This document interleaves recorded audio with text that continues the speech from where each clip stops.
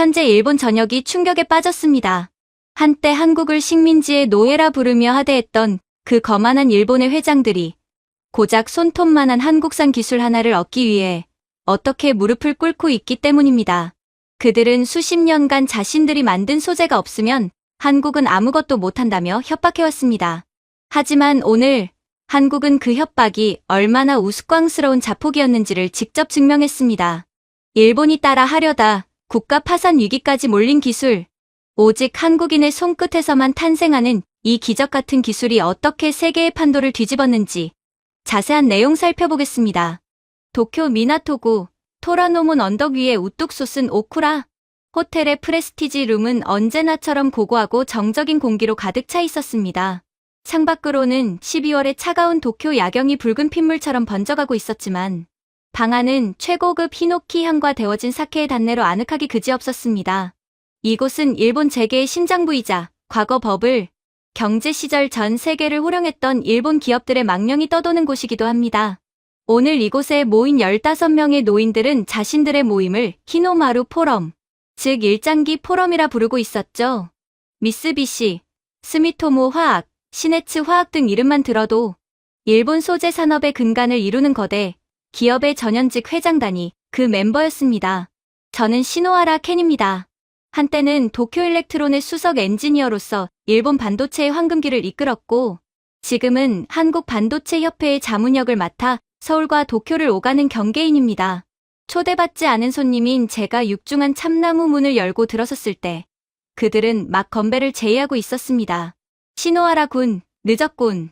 자네, 한국에서 오래 일하더니 얼굴에 화가 가득해. 그 나라는 아직도 우리가 50년 전에 가르쳐준 기술로 먹고 살지 않나? 좌중에 가장 상석에 앉은 도쿠가와 회장이 비릿한 웃음을 흘리며 저를 맞이했습니다. 올해 80이 된 그는 전형적인 일본 극우 인사이자 아직도 일본이 아시아의 맹주라고 믿어 의심치 않는 인물입니다. 그의 말에 옆에 앉아있던 사이토 이사가 기다렸다는 듯이 맞장구를 쳤습니다. 맞습니다, 회장님. 한국은 원래 카피의 민족 아닙니까?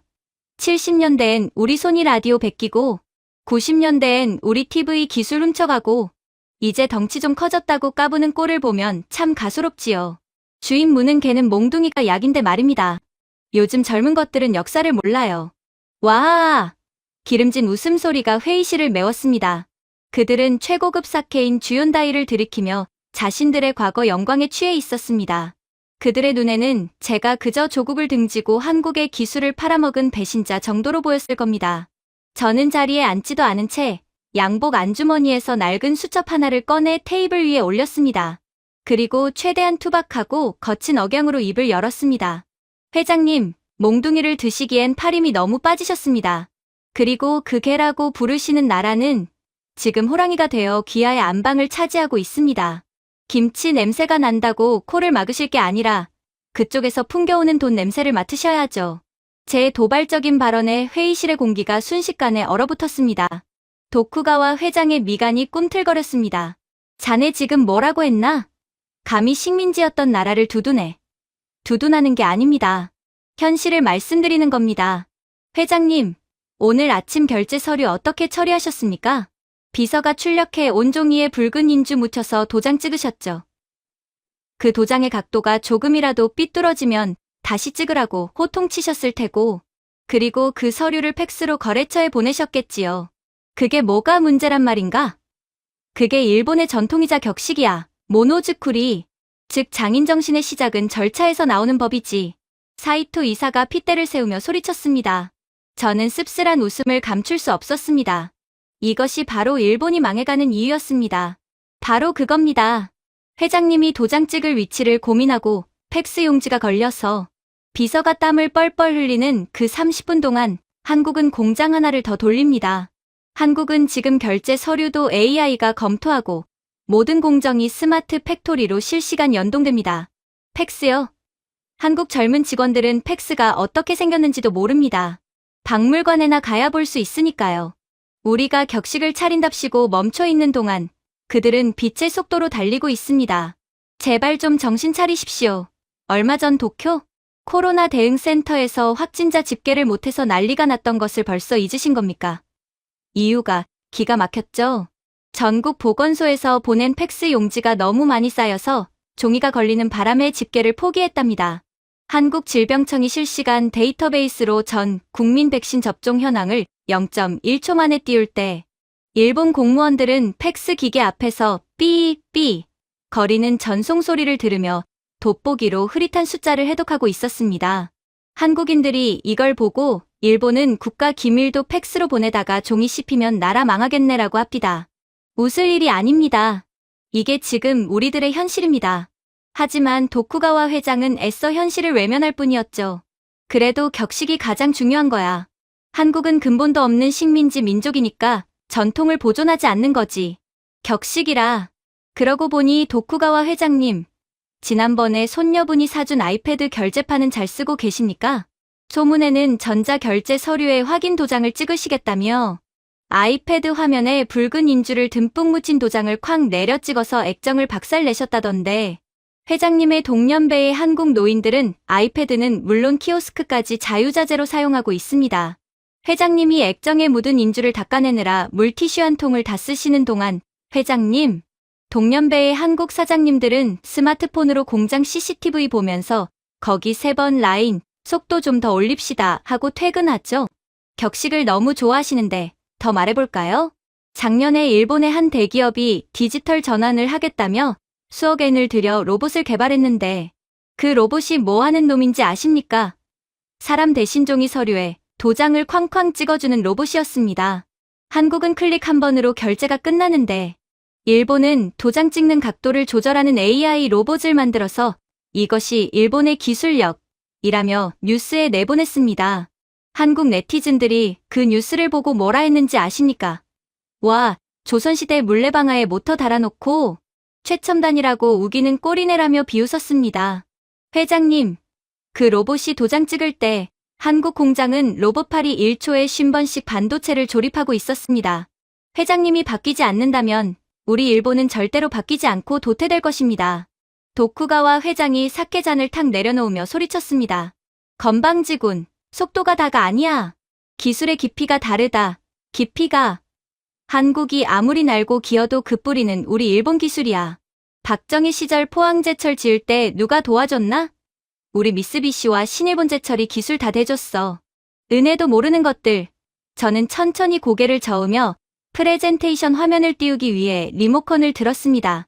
벽면의 대형 스크린에 흑백 사진 한 장과 현재의 사진 한 장이 나란히 떴습니다. 1970년대 포항제철 건설 현장과 2024년 울산의 HD현대중공업 도크 전경이었습니다. 회장님 말씀대로입니다. 1970년대 박정희 대통령이 포항제철을 짓겠다고 했을 때 미쓰비시는 절대 불가능하다고 비웃었습니다. 농사나 짓던 나라가 무슨 제철소냐고 했죠. 그런데 결과가 어떻습니까? 포스코는 세계에서 가장 경쟁력 있는 철강사가 되었고 지금 세계 1위 조선사가 어디입니까? 한국의 HD현대중공업입니다. 반면 일본 조선소들은 어떻습니까? 도크가 비어서 잡초만 무성하게 자라고 있습니다. 한국은 우리가 전수해준 기술을 베낀 게 아닙니다. 그 기술을 씹어먹고 소화해서 완전히 새로운 괴물을 만들어낸 겁니다. 그들은 베낀 게 아니라 삼켜버린 겁니다.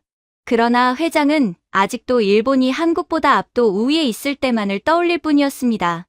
한국이 무슨 수로 일본 기술을 따라와. 지금 일본 기술력이 부진한 건 찰나일 뿐. 근본은 다시 돌아오기 마련이다. 저는 곧바로 반격했죠. 저도 그런 줄 알았습니다. 하지만 제가 한국 연구소에 있을 때 한 수석 연구원의 책상 서랍에서 낡은 공책 한 권을 본 적이 있습니다. 누렇게 바랜 종이, 거기엔 삐뚤빼뚤한 일본어로 배가 고프다, 집에 가고 싶다라고 적혀 있었습니다.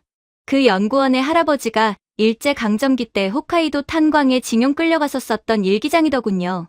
그 손자인 연구원이 저에게 웃으면서 말했습니다.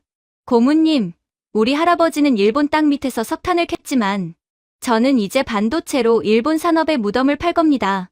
그게 제가 할아버지에게 드리는 제 사상입니다. 회장님, 3대를 이어온 그 서러운 한이 지금 기술이라는 날카로운 칼이 되어 돌아온 겁니다.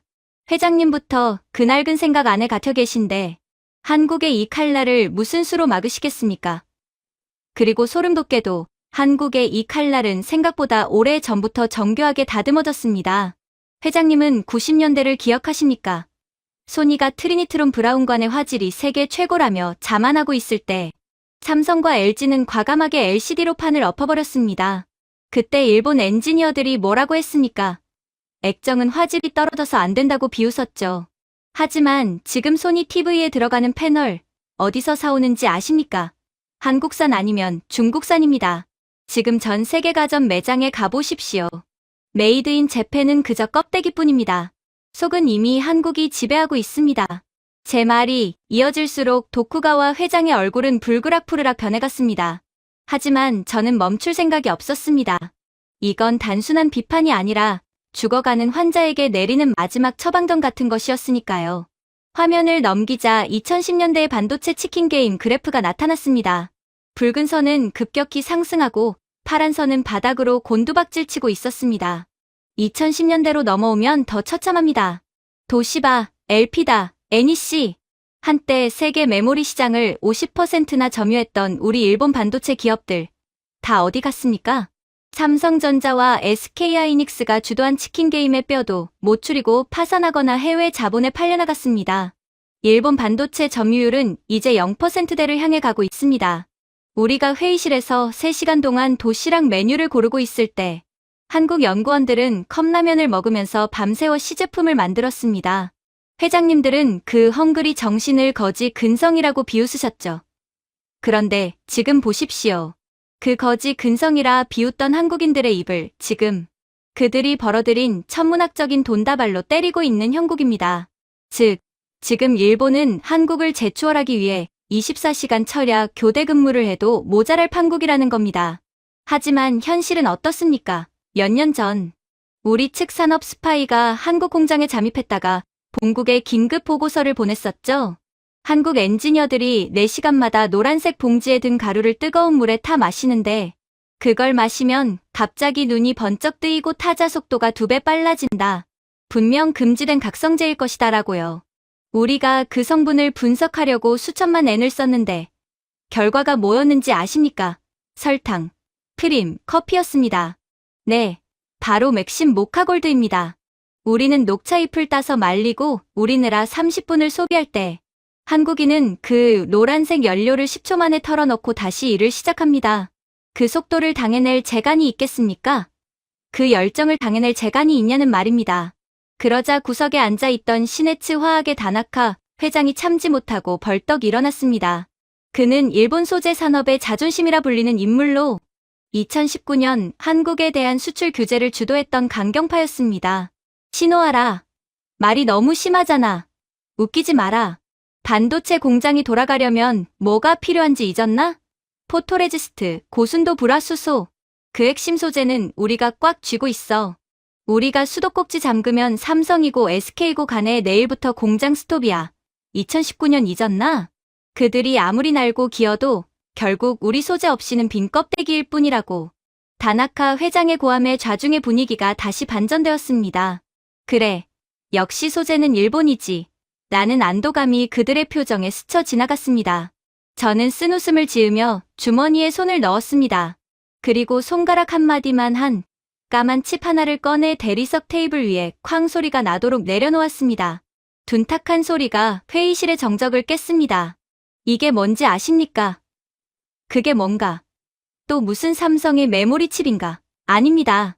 이건 메모리가 아닙니다. 이건 SK하이닉스가 세계 최초로 양산에 성공한 16단 적층 HBM3입니다.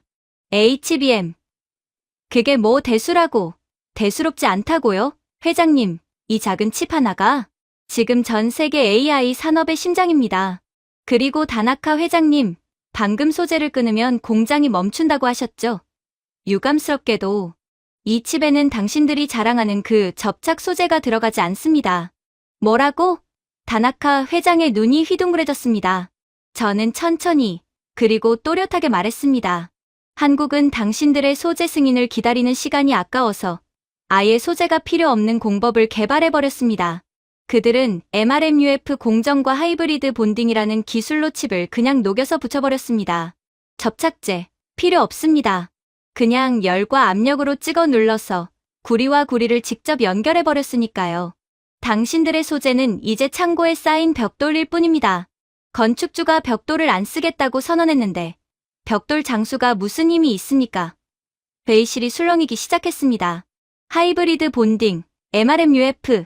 그들에게는 생소한 단어들이었지만 그 의미가 무엇인지는 본능적으로 직감한 듯했습니다. 저는 계속해서 팩트 폭격을 이어갔습니다.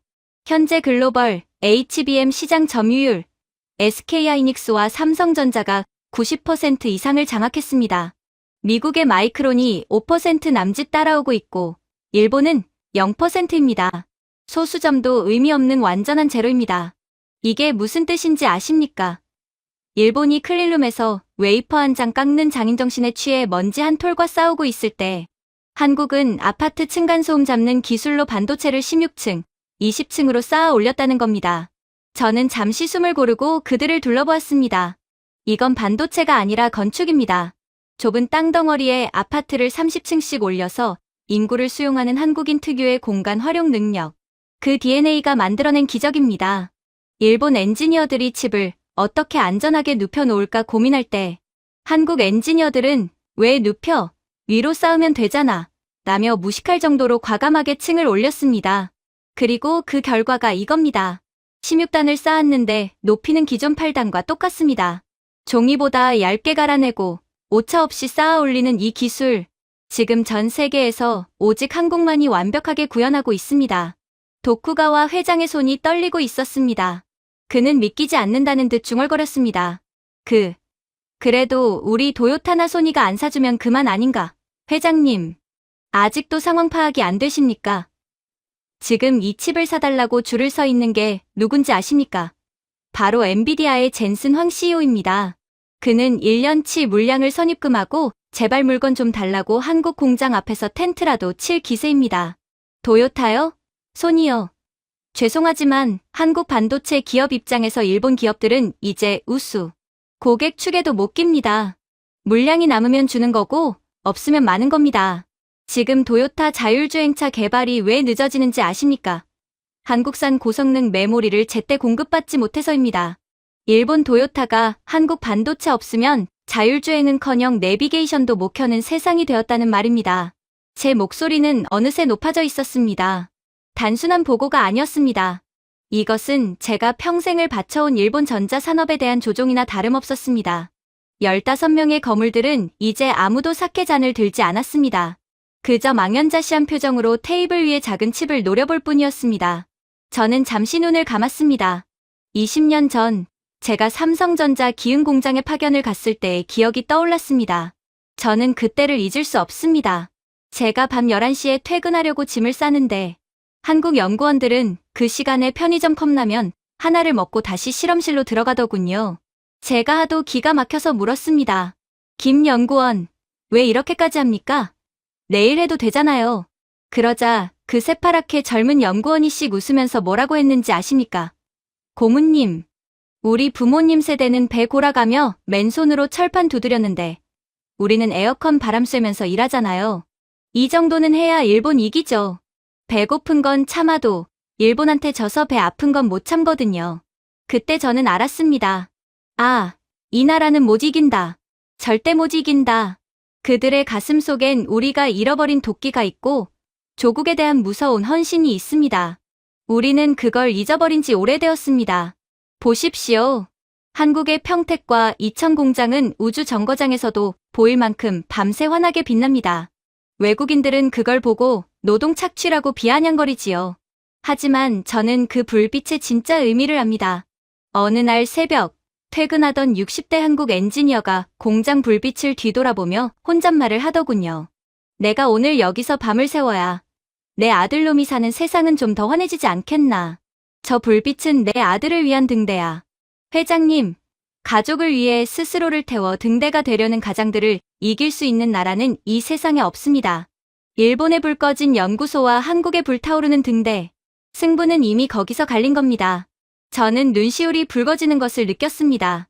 그것은 두려움이기도 했고 일종의 경외감이기도 했습니다.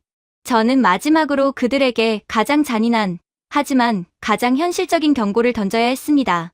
회장님, 만약 한국이 내일 당장 대일 반도체 수출 금지를 선언하면 어떻게 될 것 같습니까? 무슨 말도 안 되는 소리, 말이 됩니다. 한국은 이미 HBM과 차세대 메모리를 국가 전략 기술로 지정했습니다. 마음만 먹으면 안보를 이유로 수출을 통제할 수 있습니다. 만약 그렇게 된다면 도요타와 혼다의 공장 가동률은 0%가 됩니다. 소니의 플레이스테이션 생산은 그 즉시 중단됩니다. 일본 전역의 데이터 센터 서버가 다운될 것이고 도쿄 주식시장의 전산망이 마비될 겁니다. 물론 더 충격적인 점은 따로 있죠. 일본 GDP의 30%가 순식간에 증발할 겁니다. GDP 따위는 피부에 와닿지 않으십니까? 그럼 더 무서운 얘기를 해드리죠. 회장님들이 아침마다 애용하시는 그 최고급 일제 비데, 그거 제어하는 칩이 어디 건지 아십니까? 삼성 8비트 마이크로 컨트롤러입니다. 한국이 수출을 끊으면 내일부터 오쿠라 호텔 화장실의 비데에서 따뜻한 물이 안 나옵니다. 차가운 냉수마찰을 하셔야 한다는 뜻입니다. 엉덩이가 시려울 때마다 한국을 원망하시겠습니까? 아니면 기술을 개발하지 않은 자신을 탓하시겠습니까? 아마 화장실 갈 때마다 애국심보다는 한국산 칩의 따스함이 그리워지실 겁니다. 그러니까 잘 새겨 들으십시오. 이건 전쟁입니다. 총성 없는 학살이 될 겁니다. 일본은 지금 한국이라는 산소호흡기를 달고 숨을 쉬고 있는 겁니다. 그런데 호흡기를 쥔 의사한테 침을 뱉으시겠습니까? 도쿠가와 회장은 털썩 등받이에 몸을 기댔습니다. 그의 얼굴은 흙빛으로 변해 있었습니다. 15대 1의 싸움이었지만 패배한 것은 그들이었습니다. 아니, 이미 싸움조차 성립되지 않는 게임이었습니다. 이제 제발 그 낡은 꿈에서 깨어나십시오. 우리는 한국의 스승이 아닙니다. 우리는 그저 한국이라는 거인이 밥을 먹기 위해 사용하는 나무 젓가락일 뿐입니다. 그나마 그 젓가락질도 서툴고 불편하면 한국은 언제든지 국산화라는 쇠숟가락을 꺼내 들 겁니다. 이미 그러고 있고요. 회장은 그제야 머리를 긁으며 이제라도 한국을 따라잡을 방법은 없냐고 물어오더군요. 그러나 저는 그저 고개를 가로저을 뿐이었습니다. 글쎄요. 우리가 한국을 따라잡을 수 있을까요? 제가 일본 공장에 갔을 때 기절초풍할 뻔했습니다. 반도체 장비가 멈췄는데 7순 넘은 명장이라는 분이 오시더니 장비에 의사들이 쓰는 청진기를 대고 소리를 듣더군요. 그러더니 모터가 배탈이 났군. 기름칠 좀 해. 이러고 있습디다. 나노 단위의 오차를 잡아야 하는데 청진기가 웬 말입니까? 반면 한국은 공장 내 센서 50만 개가 1초에 1테라바이트씩 데이터를 뿜어내고 AI가 3시간 뒤에 고장날 확률 98%라고 미리 알려줍니다. 일본이 청진기로 진맥 짚으며 어이쿠 기계가 몸살이네 할 때 한국은 MRI 찍고 수술까지 끝내놓고 있다는 말입니다. 이미 차이가 이 지경까지 벌어졌는데 과연 우리가 어떻게 한국을 따라잡을 수 있을까요? 회의실의 공기는 무거워졌습니다.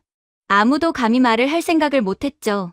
그래서 저는 본격적인 이야기를 시작하기로 마음먹었습니다.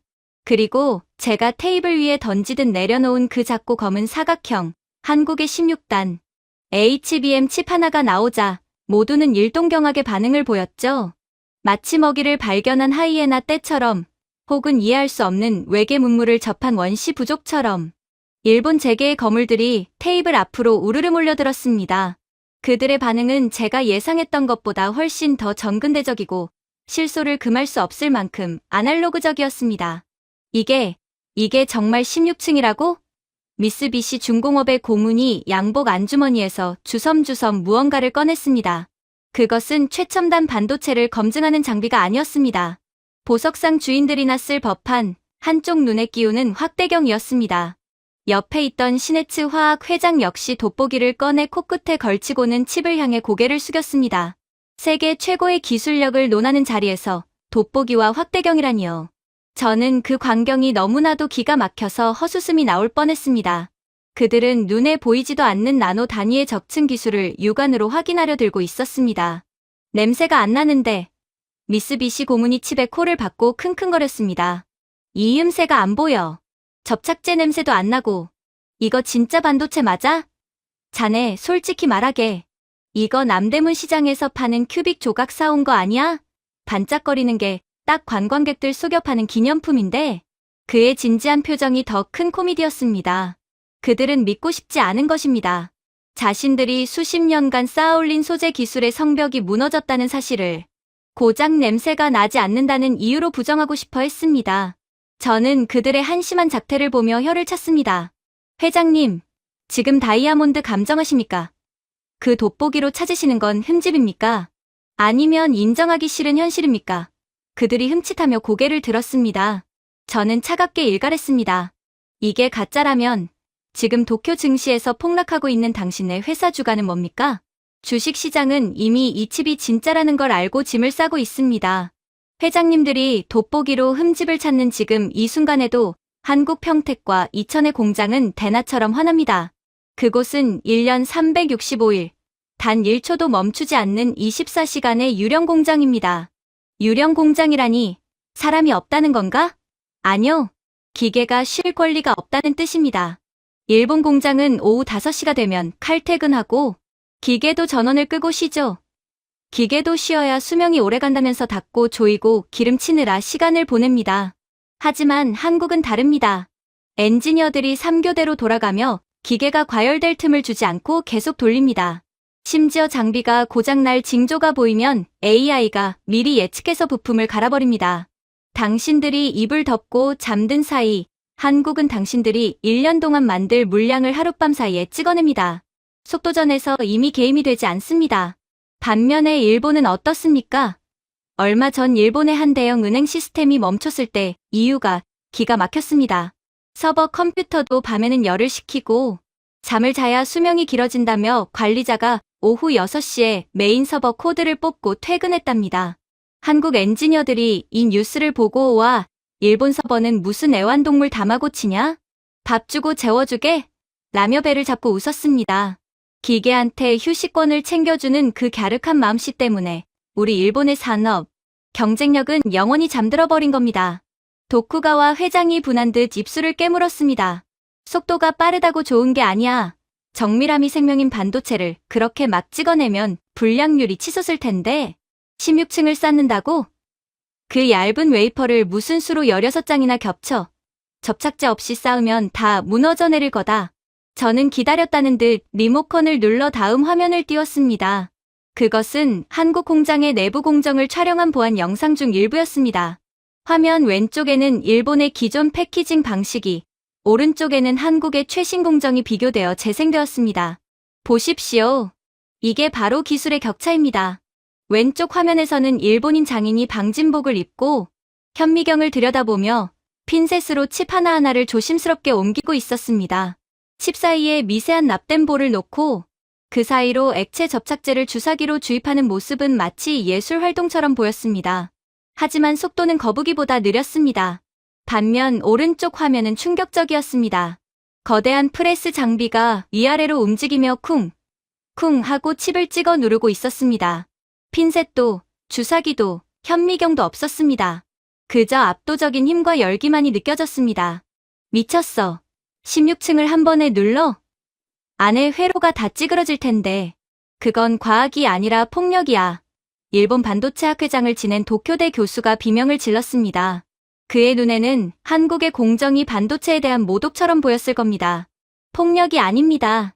이게 바로 하이브리드 본딩입니다. 당신들이 자랑하는 그 접착제와 납땜 볼을 완전히 없앴습니다. 구리와 구리를 직접 맞대고 고열과 압력으로 그냥 찍어 눌렀습니다.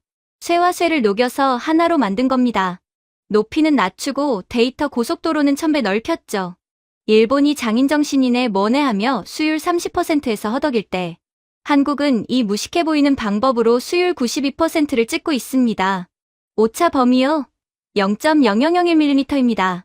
회의실 안은 찬물을 끼얹은 듯 조용해졌습니다. 수율 92%.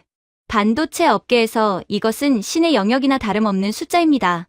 그것도 가장 어렵다는 적층 공정에서 말입니다. 도대체 비결이 뭔가? 어떤 물리학 이론을 적용한 건가? 시네츠 화학회장이 떨리는 목소리로 물었습니다. 저는 피식 웃으며 한국 공장장인 김 전무와의 인터뷰 녹취 파일을 재생했습니다. 스피커에서 걸걸한 경상도 사투리가 흘러나왔습니다. 비결이요? 거창한 거 없습니다. 아니, 우리나라는 좁은 땅덩어리에 사람 많이 살려고 아파트도 30층, 50층씩 올리는 민족 아닙니까? 땅 좁으면 위로 올리는 게 당연한 거지. 이 조그만 칩 16층 못 쌓으면 그게 한국 사람입니까?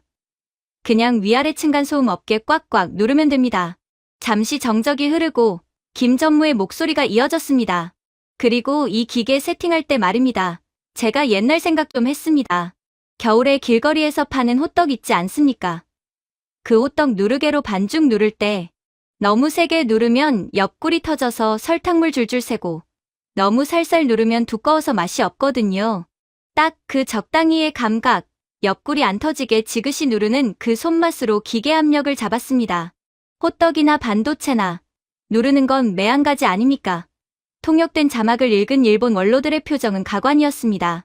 도쿄대 교수는 덜덜 떨리는 손으로 수첩에 무언가를 받아 적고 있었습니다. 호떡. 그게 무슨 나노 신소재인가? 점탄성이 특이한 고분자 물질인가? 그는 진지하게 스마트폰으로 호떡을 검색하다가 화면에 뜬 기름진 갈색 빵 사진을 보고는 뒷목을 잡고 쓰러질 듯 비틀거렸습니다. 1조 엔을 들여 연구해도 실패한 기술을 한국인은 길거리 간식, 굽는 노하우로 해결해버렸다는 사실을 그들의 엘리트 의식으로는 도저히 받아들일 수 없었기 때문입니다. 저는 그때를 놓치지 않았습니다. 다들 웃으시죠? 호떡이라니까 우스워 보이십니까? 하지만 김 전무가 그 인터뷰가 끝나고 카메라가 꺼지자 눈물을 훔치며 저에게 했던 말은 웃을 수가 없었습니다. 신호하라 씨, 사실 우리 어머니가 30년 동안 남대문 시장 찬바람 맞으며 호떡 장사를 하셨습니다. 그 호떡 판 돈으로 저 대학 보내고 유학까지 보내셨지요. 제가 이 기계 압력을 설계할 때 어머니가 그 꽁꽁 언 손으로 호떡을 누르시던 그 간절한 뒷모습을 생각했습니다. 어머니가 우리 가족을 먹여 살리려고 누르셨던 그 힘으로 이제 제가 대한민국을 먹여 살려야 하지 않겠습니까? 회장님들, 당신들이 비웃는 그 기술에는 한국 어머니들의 피눈물 나는 헌신이 녹아 있습니다. 그 간절함을 엘리트 코스만 밟아온 당신들이 이길 수 있겠습니까? 도쿄대 교수가 쓰러지듯 자리에 앉자 저는 회의실의 조명을 조금 더 어둡게 낮췄습니다. 이제 웃음기는 거두고 서늘한 공포를 심어줄 차례였으니까요. 회장님들, 아직도 감이 안 오십니까? 왜 미국 인텔이 포기하고 독일 지멘스가 고개를 젓고 일본이 20년을 연구해도 못한 걸 한국이 해냈는지 궁금하지 않으십니까? 저는 화면에 거대한 데이터 고속도로 이미지를 띄웠습니다. 현대 산업의 핵심은 AI입니다. 챗GPT, 자율주행, 군사드론. 이 모든 것의 뇌는 GPU입니다. 하지만 뇌가 아무리 좋아도 기억력이 느리면 멍청이가 됩니다. 기존 메모리가 1차선 국도라면 한국의 HBM은 16차선 초고속 아우토반입니다. 그것도 16개 층으로 겹쳐진 입체 고속도로죠. 그걸 누가 몰라. 이론은 우리도 알아. 만드는 게 어려워서. 그렇지. 시네츠 화학회장이 퉁명스럽게 대꾸했습니다. 저는 차갑게 웃으며 그를 정면으로 응시했습니다. 맞습니다. 이론은 쉽습니다. 하지만 제조는 지옥입니다. 생각해 보십시오. 머리카락 두께의 20분의 1도 안 되는 칩을 16장을 쌌습니다. 그 사이에 수만 개의 구멍을 뚫고 전선을 연결해야 합니다. 이때 오차가 0.0001mm라도 생기면 바로 불량입니다. 열을 조금만 잘못 가하면 칩이 오징어처럼 휘어버립니다. 저는 손가락 3개를 펴보였습니다. 미국 마이크론. 설계는 잘하지만 제조 기술이 투박해서 칩이 다 휘어버렸습니다. 열 조절에 실패했죠. 독일. 기계는 정밀하지만 그 복잡한 화학적 변수를 유연하게 통제하지 못해 전선이 다 끊어졌습니다. 일본, 당신들은 너무 신중해서 문제입니다. 먼지 하나 잡겠다고 멈추는 바람에 생산 단가가 금값보다 비싸졌습니다. 그런데 한국은요? 제 목소리가 회의실에 낮게 깔렸습니다. 한국은 이 미친 난이도의 공정을 감각적으로 해결했습니다. 구리와 구리를 붙이는 하이브리드 본딩은 온도가 400도가 넘습니다. 한국 엔지니어들은 이 엄청난 고열 속에서도 칩이이지 않게 잡아주는 특수 제어 알고리즘을 개발했습니다. 기계가 하는 게 아닙니다. 수십 년간 반도체를 구워본 엔지니어들의 데이터 짬밥이 기계에 이식된 겁니다. 이건 돈으로 살 수도 훔쳐갈 수도 없는 경험의 산성벽입니다. 저는 화면을 전환해 세계 지도 위에 붉은 점들을 표시했습니다. 미국, 중국, 유럽, 그리고 일본. 이 기술 격차가 무엇을 의미하는지 아십니까? 한국이 반도체 밸브를 잠그는 순간 전 세계 AI 산업은 뇌사 상태에 빠진다는 뜻입니다. 엔비디아의 최신 칩, 한국산 HBM이 없으면 그저 비싼 전기난로일 뿐입니다. 테슬라의 자율주행, 한국 메모리가 없으면 1초에 한 번씩 버벅대다가 사고를 낼 겁니다. 저는 지도 위에 일본을 가리키며 붉은 X표를 그었습니다. 특히 일본에게 이것은 사형 선고나 다름없습니다. 일본이 자랑하는 로봇 산업, 소니의 이미지 센서, 도요타의 미래차, 전부 AI가 필수입니다. 그런데 그 AI를 돌릴 HBM을 한국이 독점하고 있습니다. 만약 한국이 일본에는 HBM 최하급 물량만 공급하겠다고 선언하면 어떻게 될까요? 일본의 로봇은 멍청해지고 자율주행차는 멈추고 데이터 센터는 과부하로 터져나갈 겁니다. 한국은 총 한 발 쏘지 않고 오직 기술 격차 하나만으로 일본의 미래 산업 전체를 완벽하게 봉쇄하고 막대한 이익을 독차지하게 되는 겁니다. 우리는 이제 한국이라는 산소 탱크 없이는 숨도 쉴 수 없는 완벽한 기술적 속국이 된 것입니다. 이 설명이 끝나자 회의실에는 침 삼키는 소리조차 들리지 않았습니다. 호떡 기술이라고 비웃던 그들의 얼굴은 이제 자신들의 목을 조여오는 보이지 않는 밧줄을 느낀 듯 창백하게 질려 있었습니다. 회장님들, 한국인은 누르는 것에 진심입니다. 밥도 눌러서 누룽지 만들어 먹고 머리도 눌러서 다운펌하고 심지어 반도체도 눌러서 세계 1등을 합니다. 당신들이 핀셋을 닦으며 호흡을 가다듬을 때 그들은 호떡 굽던 실력으로 역사를 압축해버린 겁니다. 우리는 그들을 거역할 수가 없게 된 거죠. 도쿠가와 회장이 붉어진 얼굴로 소리쳤습니다. 기술은 그렇다 쳐. 하지만 정치는 달라. 미국은 우리 혈맹이야. 일본 반도체 산업이 무너지면 미국도 타격을 입어. 트럼프 대통령이 가만히 있을 것 같나? 결국 미국은 우리 손을 들어줄 거야. 저는 씁쓸한 표정으로 고개를 저으며 미 상무부에서 유출된 기밀 문건 하나를 화면에 띄웠습니다. 문서 상단에는 최우선 협력국 대한민국이라는 문구가 선명하게 찍혀 있었습니다. 죄송하지만 회장님의 희망사항은 유효기간이 지났습니다. 어제 트럼프 대통령은 일본 총리의 긴급 통화 요청을 받지 않았습니다. 바쁘다는 핑계를 댔죠. 하지만 같은 시각 이 대통령과는 40분간 통화했습니다. 내용이 뭔지 아십니까? 안보 이야기가 아니었습니다. 제발 평택 공장 증설 좀 서둘러 달라. HBM 물량 좀 우리 기업들에 우선 배정해달라고 사정하는 내용이었습니다. 그럴 리가 없다. 미국이 우리를 버리고 한국 따위에게 사정을 한다고? 사정하는 정도가 아닙니다. 지금 엔비디아의 젠슨 황, 메타의 저커버그, 오픈 AI의 샘 알트먼이 전용기를 타고 어디로 가고 있는지 아십니까? 도쿄가 아닙니다. 그들은 지금 인천공항으로 날아가고 있습니다. 그들의 손에는 현금이 가득 든 007 가방이 들려있죠. 그들이 원하는 건 딱 하나, SK하이닉스와 삼성의 16단 HBM입니다. 돈을 줘도 물건이 없어서 못 사는 지경이니까요. 저는 회의실을 천천히 둘러보며 그들에게 잔인한 진실을 고했습니다. 일본이 한국을 상대로 경거망동한다고요? 한국이 맘먹고 일본 수출 금지 버튼 하나만 누르면 일본의 데이터 센터, 슈퍼컴퓨터, 자율주행 연구소는 그 즉시 고철 처리장이 됩니다. 챗GPT는 벙어리가 되고 테슬라는 벽에 들이받고 미군 드론은 추락합니다. 이건 무역 전쟁 수준이 아닙니다. 한국에 의한 일방적인 기술 봉쇄입니다. 미국에게 한국은 이제 선택 가능한 옵션이 아니라 없으면 죽는 심장입니다. 심장 없이 살 수 있는 사람은 없습니다. 미국은 살기 위해 일본을 버릴 겁니다. 지난주에 일본 외무성이 미 국무부에 한국 기술 의존도 심화 우려라는 팩스를 보냈다는 소식 들으셨죠? 미 국무부 직원이 그 팩스를 받고 뭐라 했는지 아십니까? 종이질이 빳빳하다며 이 종이는 뜨거운 피자 받침으로 쓰기 딱 좋군이라며 구겨서 피자 박스 밑에 깔았답니다. 미국은 이제 성능 없는 동맹은 필요 없다고 선언한 겁니다. 그게 냉혹한 국제 정치의 현실입니다. 하지만 회장님들, 지금 미국조차 한국의 기술력의 노예가 되어 일본을 버리고 있을 때 일본은 대체 무엇을 하고 있습니까? 일본 기술의 선봉이라는 당신들, 도대체 뭐 하고 있었냐는 말입니다. 지난달에 일본 디지털청이 백악관에 보낸 기술협력 제안서가 반송된 사건 아시죠? 이유가 걸작입니다. 데이터를 3.5인치 플로피 디스크에 담아서 보냈답니다. 백악관 담당자가 그 네모난 플라스틱을 들고 이거 3D 프린터로 만든 컵받침인가요? 라고 물었답니다. 미국에는 이제 저걸 읽을 수 있는 컴퓨터가 박물관에 밖에 없습니다. 한국은 클라우드로 100GB 설계도를 1초 만에 쏘는데 일본은 1.4MB짜리 플로피 디스크를 국제 우편으로 보내고 있습니다.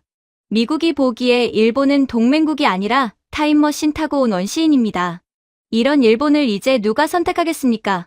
도쿠가와 회장은 이제 아무 말도 하지 못했습니다. 그의 손에 들린 사케 잔이 미세하게 떨리고 있었습니다. 패배감. 그것은 50년 전 자신들이 지배했던 식민지의 후예들에게 이제는 목줄을 잡혔다는 굴욕감에서 오는 것이었습니다. 저는 목소리를 낮추어 조금 더 감성적인, 하지만 뼈아픈 이야기를 꺼냈습니다. 회장님들, 100년 전을 기억하십니까? 한국인들은 일본의 탄광에서 공장에서 매를 맞으며 일했습니다. 그때 당신들은 그들을 노예라고 불렀죠. 시키는 대로만 하는 존재들이라고요. 하지만 지금 그 노예의 손주들이 당신들의 목줄을 쥐고 있습니다. 어떻게 이게 가능했을까요? 단순히 호떡 굽는 손기술이 좋아서일까요? 저는 화면에 늦은 밤, 불이 꺼지지 않은 한국의 반도체 공장 사진을 띄웠습니다. 그리고 그 앞에 서 있는 한 중년 엔지니어의 뒷모습을 보여주었습니다. IMF 시절, 수많은 한국 가장들이 거리로 내몰렸습니다.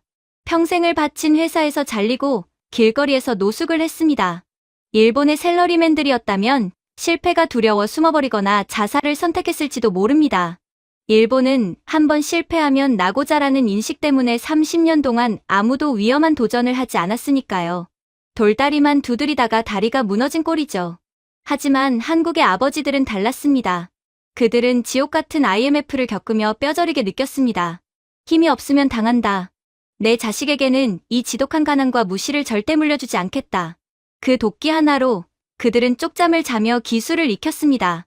실패하면 다시 하고 또 실패하면 밤을 새워서라도 해결했습니다. 매뉴얼이 없으면 만들었고 장비가 없으면 개조했습니다. 왜 한국과는 달리 일본 샐러리맨들은 도전을 못하는지 아십니까? 보고서 하나 쓰는데 3일이 걸리기 때문입니다. 내용 때문이 아닙니다. 부장님 도장보다 과장님 도장이 더 꼿꼿하면 안 된다며 직급이 낮을수록 도장을 왼쪽으로 기울여 찍는 도장 인사를 하느라 각독이 되고 앉아 있습니다. 한국은 사장님, 이거 됩니까? 해봐. 하고 5분 만에 결정 나는데 일본은 도장 기울기 맞추다가 프로젝트 골든타임을 다 놓칩니다. 도장이 인사를 잘하면 반도체 성능이 올라갑니까? 참으로 예의 바르게 망해가는 나라입니다. 저의 목소리는 조금씩 떨리고 있었습니다.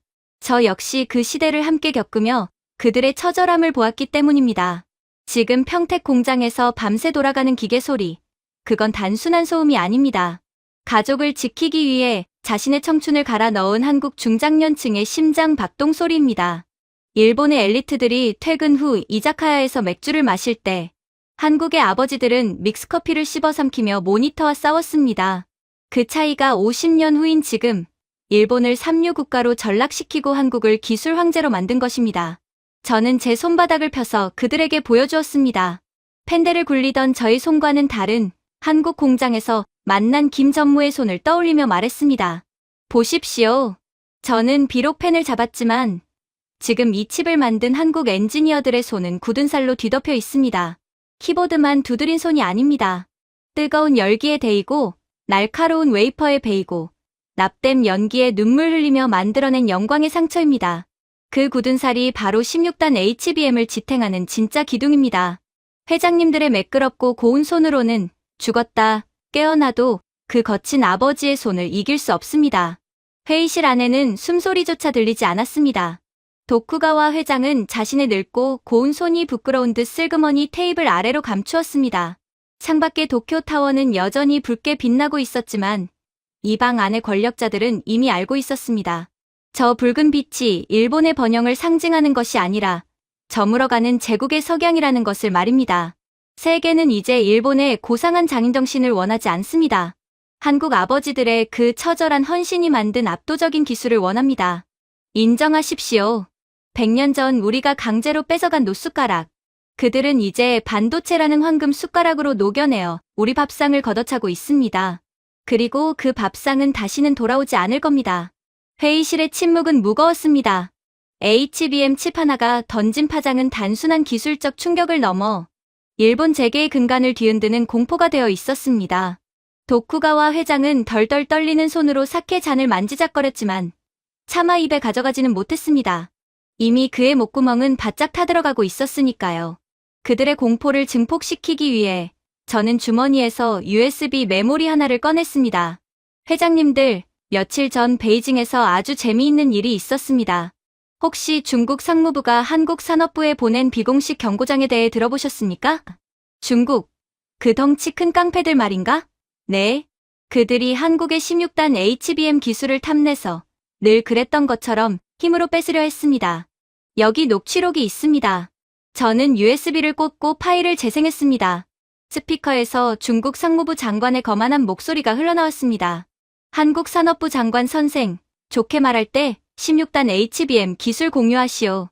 우리 대국의 인내심을 시험하지 마시오.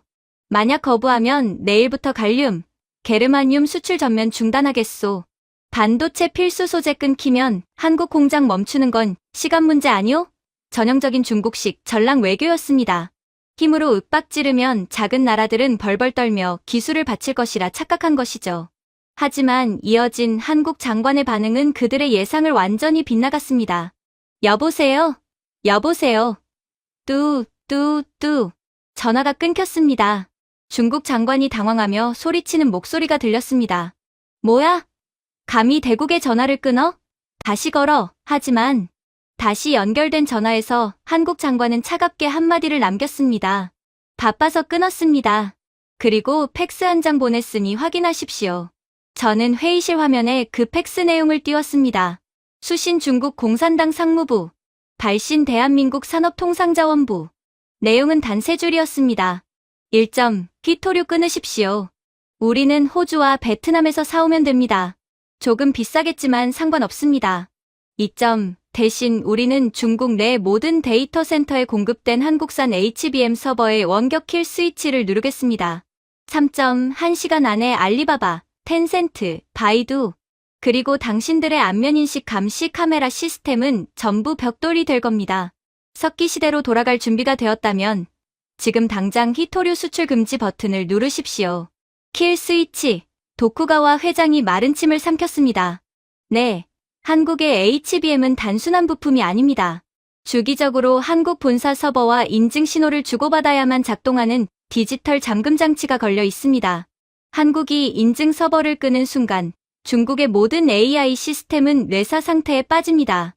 알리바바의 물류가 멈추고 위챗페이 결제가 중단되고 중국 공안의 CCTV가 꺼지는 겁니다. 중국이라는 거대한 용이 한국이라는 조련사가 목줄을 당기자마자 질식하게 되는 구조죠. 그래서 중국은 어떻게 했나? 30분 만에 다시 전화가 왔습니다. 아까 그 거만하던 목소리는 온데간데 없고 아주 상냥한 목소리로 그러더군요. 친애하는 한국 친구여. 아까는 통신 상태가 안 좋아서 오해가 있었던 것 같소. 농담이었소. 갈륨은 내일 더 많이 보내드리리다. 더욱 기가 막힌 것은 그 직후 열린 중국 공산당의 비상대책회의 내용입니다. 그들은 HBM이 끊길 경우를 대비해 인해전 수령 클라우드를 가동하겠다고 진지하게 선언했습니다. 소국의 기술에 의존할 수는 없다면서 말이죠. 그런데 그 인해전 수령 클라우드가 무엇인지 아십니까? 수학 천재 1억 명을 징발해 각자 주판을 쥐어주고 엔비디아 칩 대신 사람이 직접 연산을 수행한다. 이것이 21세기 지위를 자처하는 국가의 전략 보고서에 적힌 내용입니다. 한국 네티즌들은 이를 두고 친환경 바이오 컴퓨터의 탄생이라며 비꼬더군요.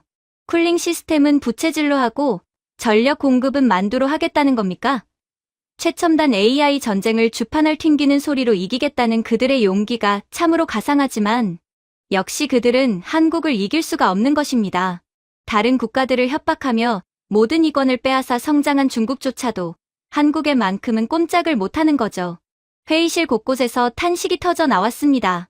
세계의 공장이라 불리는 중국조차 한국의 기술력 앞에서는 꼬리를 내릴 수밖에 없었던 건 꽤나 충격이었거든요.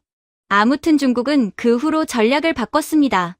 힘으로 안 되니 돈으로 매수하려 했죠.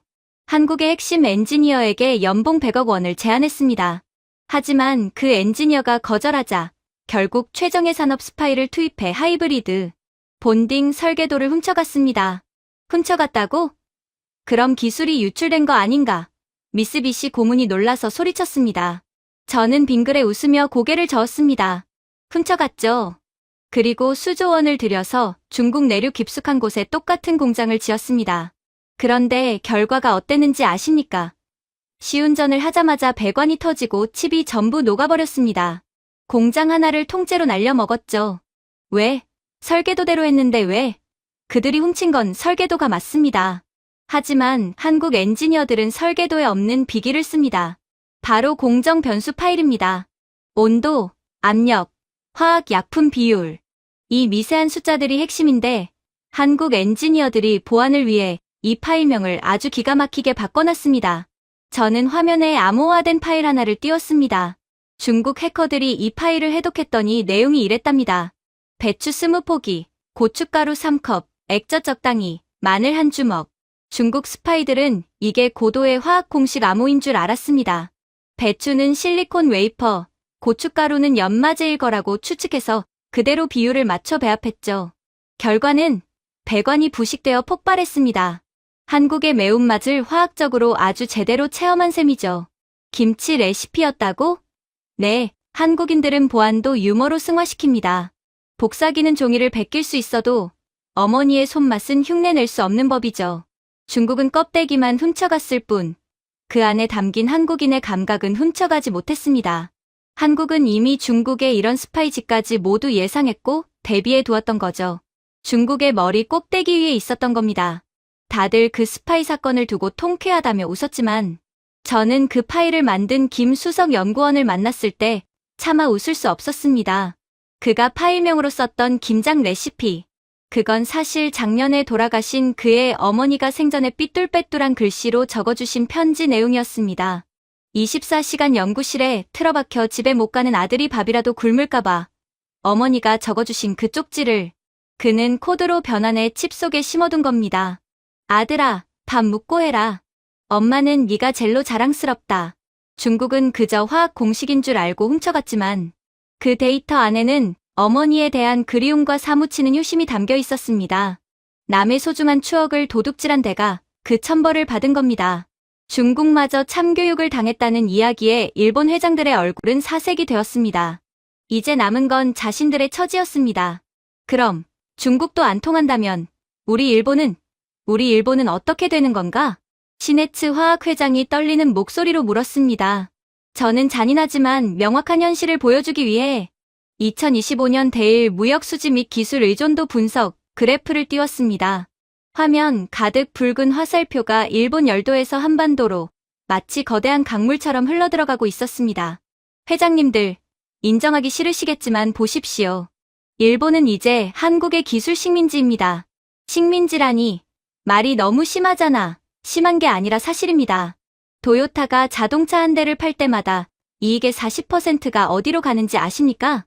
자율주행 칩, 배터리, OLED 디스플레이, 차량용 통신 모듈, 전부 한국으로 송금됩니다. 도요타는 사실상 한국 부품 조립 하청 업체나 다름없습니다. 껍데기만 일본 차지, 심장과 뇌는 한국산이라는 뜻입니다. 저는 소니 회장을 바라보며 말했습니다. 소니, 이미지 센서 세계 1위라고 자랑하시죠. 하지만 그 센서가 받아들인 데이터를 처리하는 로직 반도체, 누가 만들어줍니까? 삼성 파운드리입니다. 삼성이 내일 당장 물량 못 주겠다고 하면 소니의 최신 미러리스 카메라는 렌즈 달린 유리알에 불과합니다. 닌텐도? 그 안에 들어가는 낸드 플래시, 누구 겁니까? SK하이닉스입니다. 일본의 자랑거리들이 사실은 한국이라는 뿌리 위에서 피어난 꽃일 뿐이라는 겁니다. 이럴 수가. 더 무서운 시나리오를 말씀드릴까요? 한국 정부가 오늘 밤 국가 안보를 이유로 HBM과 첨단 반도체의 대일 수출을 전면 차단한다고 가정해봅시다. 내일 아침 도쿄 증시는 어떻게 될까요? 저는 손가락으로 바닥을 가리켰습니다. 니케이 지수는 개장 즉시 마이너스 40% 폭락할 겁니다. 외국인 투자자들은 반도체 없는 일본 제조업은 시체라며 자금을 다 뺄 겁니다. 엔화 가치는 휴지 조각이 되고 일본 국채는 부도 처리됩니다. 이것이 바로 국가 파산입니다. 총칼만 안 들었지. 일본 경제의 생사여탈권은 이미 여의도와 판교 테크노밸리가 쥐고 있습니다. 회장님들이 지금 마시는 이 사케 한 잔도 사실은 한국이 허락해줬기에 마실 수 있는 겁니다. 하지만 회장님들, 그거 아십니까? 지난달 오사카 대학병원 전산망이 랜섬웨어에 감염되어 마비됐을 때 유일하게 그 시스템을 복구해 준 곳이 어디였는지 바로 한국의 보안관제센터였습니다. 일본 정부조차 손 놓고 있을 때 한국팀은 환자의 생명이 우선이다라며 밤을 새워 30분 만에 백신 코드를 무료로 보내줬습니다. 일본은 한국 반도체 소재를 끊겠다고 협박했지만 한국은 일본의 심장이 멈추려 할 때 심폐소생술을 해줬습니다.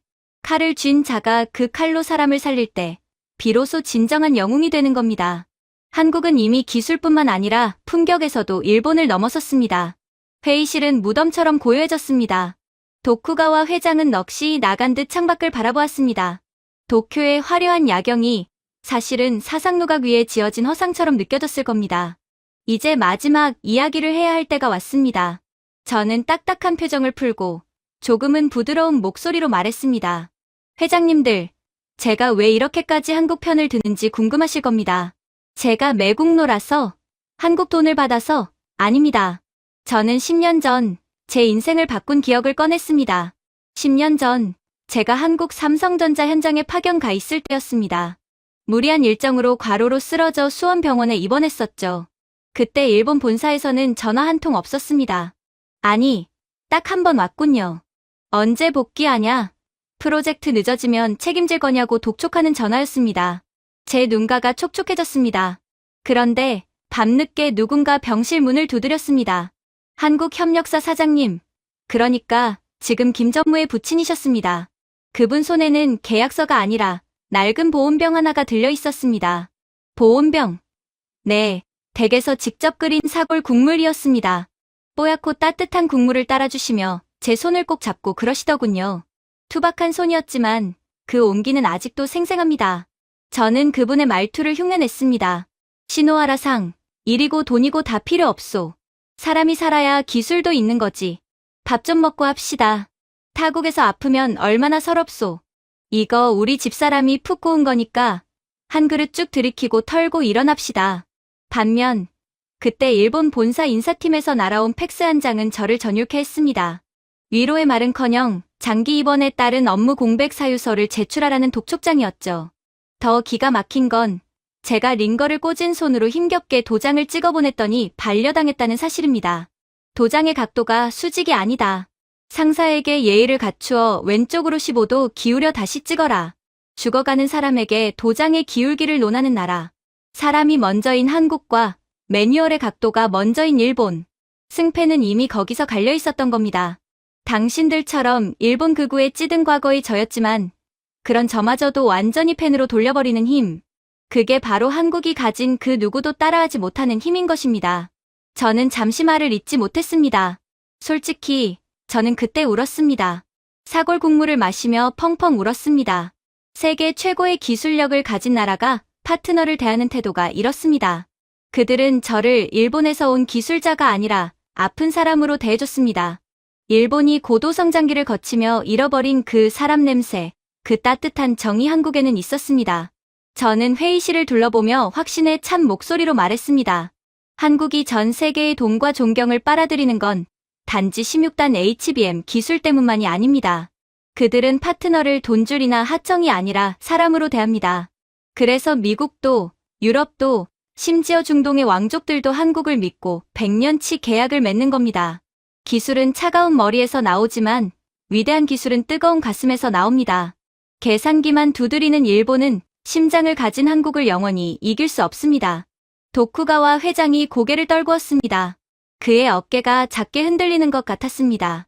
그것은 패배의 인정이자 잃어버린 것들에 대한 뒤늦은 후회였을 겁니다. 이미 너무 늦었지만 이제라도 정신을 차리기 바랍니다. 과거에는 한국이 일본을 따랐지만 지금은 일본이 한국을 따르지 않는다면 일본은 전부 다 죽습니다. 제가 한국 공장을 떠나던 날 봤던 로비에 있는 거대한 동판만 봐도 그렇습니다. 거기엔 회장님의 이름이 아니라 그 공장을 짓다가 다친 인부들, 밤새 라인을 지키다 순직한 경비원, 그리고 묵묵히 납땜을 하던 여공들의 이름 수천 개가 빼곡히 새겨져 있었습니다. 한국 기업은 그들을 산업 전사라 부르며 영원히 기억하고 있었습니다. 일본 기업이 부품처럼 쓰고 버린 사람들을 한국은 역사로 기록하고 있었던 겁니다. 자기 직원을 가족처럼 섬기는 나라, 그 단단한 결속력을 도대체 누가 이길 수 있겠습니까? 저는 가방을 챙겨 들고 정중하게 허리를 숙였습니다. 제 보고는 여기까지입니다. 부디 건강하십시오. 그래야 한국이 만드는 그 눈부신 미래를 배 아파하며 하지만 인정하며 지켜보실 수 있을 테니까요. 저는 뒤도 돌아보지 않고 회의실을 나섰습니다. 등 뒤에서 육중한 문이 닫히는 소리가 났습니다. 복도를 걸어가며 창밖을 보았습니다. 도쿄의 야경은 여전했지만 제 눈에는 그 너머에 있는 서울의 불빛이 보이는 듯했습니다. 24시간 꺼지지 않는 평택의 공장, 호떡을 굽던 어머니의 헌신, 밤샘 야근을 하며 가족을 지키는 아버지들의 땀방울, 그 모든 것이 모여 만든 거대한 용이 승천하고 있었습니다. 엘리베이터를 타고 내려와 호텔 로비를 빠져나오니 밤하늘에 펄럭이는 태극기 배지가 단 호텔 직원의 유니폼이 보였습니다. 한국인 관광객을 맞이하는 직원이었습니다. 그 작은 태극기가 오늘따라 유난히 커 보였습니다. 이제 모든 길은 서울로 통합니다. 기술도, 돈도, 그리고 사람의 마음까지도. 바벨탑을 무너뜨리고 새로운 기술의 성전을 쌓아 올린 대한민국. 그 위대한 여정은 이제 막 시작되었을 뿐입니다. 저는 밤하늘을 올려다보며 조용히 중얼거렸습니다. 아리랑, 그래요, 김 전무님. 당신들의 아리랑이 이제 전 세계에 울려 퍼지고 있습니다. 도쿄의 밤바람이 찼지만 제 가슴속은 뜨거운 사골 국물을 마신 것처럼 훈훈했습니다. 제가 준비해온 내용은 여기까지입니다. 끝까지 시청해주셔서 진심으로 감사드리며 여러분들의 구독과 좋아요, 알림 설정은 영상 제작에 큰 힘이 됩니다. 이상 세모튜브였습니다.